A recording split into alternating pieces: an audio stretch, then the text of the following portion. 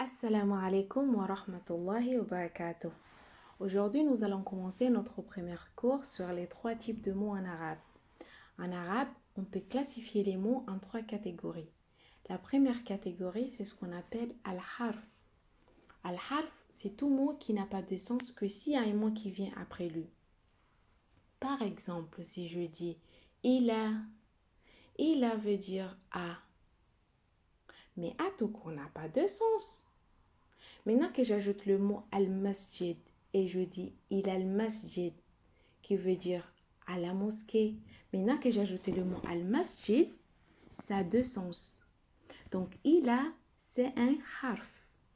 Si je dis par exemple fi veut dire dans, mais dans tout court n'a pas de sens. Quand je dis fil bayt, j'ai ajouté le mot al-bayt après fi qui veut dire dans la maison. Maintenant, ça a deux sens. Donc, fi fait partie des harf. Al-harf, c'est un mot qui n'a pas de sens que si un mot qui vient après lui. Donc, cela peut être un article, un déterminant, une préposition, etc. La deuxième catégorie de mots en arabe, c'est ce qu'on appelle al-fi'l. Al-fi'l, c'est tout mot qui peut être conjugué au présent, au passé ou au futur. Par exemple, si je dis akala. Akala veut dire manger. Manger peut être conjugué au présent, au passé ou au futur.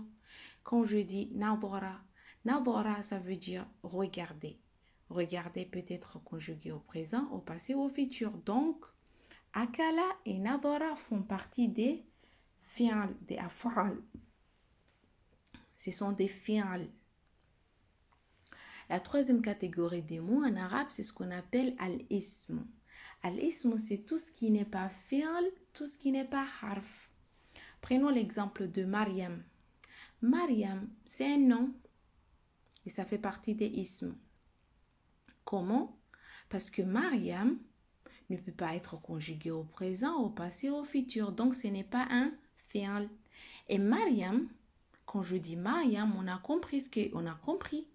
Je n'ai pas besoin d'ajouter un mot après Mariam pour comprendre.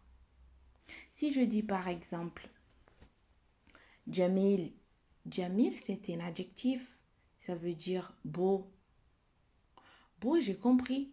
Beau, c'est pas un verbe, c'est pas un fi'l parce que je peux pas le conjuguer au présent, au passé ou au futur. Et beau, quand je dis beau, j'ai compris. J'ai pas besoin d'ajouter un mot après lui pour comprendre la signification de beau. Donc beau fait partie des ismes. Voilà, un isme, ça peut être un nom, un pronom, ça peut être un adjectif, un adverbe, etc. Voilà, ce sont les trois types de mots en arabe. أقول قولي هذا واستغفر الله ولكم إنه غفور رحيم.